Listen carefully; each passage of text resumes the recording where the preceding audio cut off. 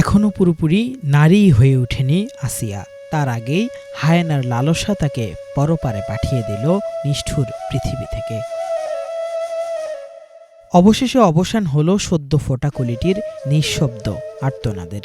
7 দিন পর নিষ্পাপ শিশু আসিয়ার ভারমুক্ত হলো হাসপাতালের বেড। যন্ত্রণা থেকে মুক্তি মিলল আসিয়ারও, কিন্তু অপরাধবোধের ভার চাপিয়ে গেল পৃথিবীবাসীর উপর। মাহে রমজান উপলক্ষে বন্ধ হয়েছিল স্কুল।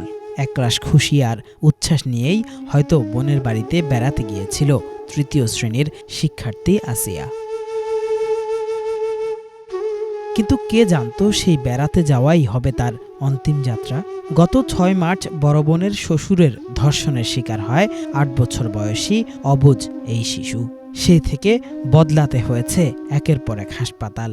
শিশুটিকে বাঁচাতে আপ্রাণ চেষ্টা করেছেন চিকিৎসকরা, সাথে ছিল পুরো দেশবাসীর দোয়া। সবশেষ তার চিকিৎসার দায়িত্ব নেন দেশের সামরিক বাহিনীর বিশেষজ্ঞ চিকিৎসকরাও। কিন্তু খোদ সৃষ্টিকর্তাই যাকে এই বর্বর পৃথিবীতে আর রাখতে চান না, তখন তাকে বাঁচিয়ে রাখার সাধ্যকার। তাই 7 দিনের জীবন মরণ যুদ্ধ শেষে সবাইকে কাঁদিয়ে জান্নাতের পাখি হয়ে গেল নিষ্পাপ শিশু আসিয়া।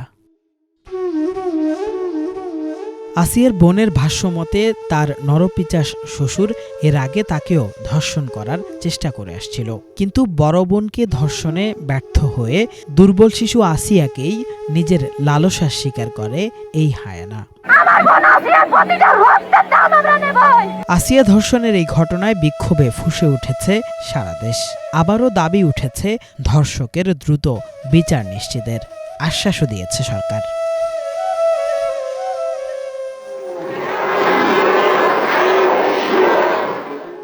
আসিয়ার আগেও বহুবার এদেশে ধর্ষণের বিরুদ্ধে হয়েছে তীব্র আন্দোলন।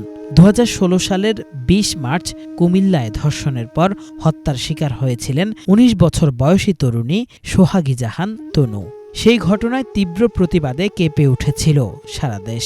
তখনও এসেছিল সরকারের আশ্বাস, কিন্তু আজও বিচার পায়নি তনুর পরিবার।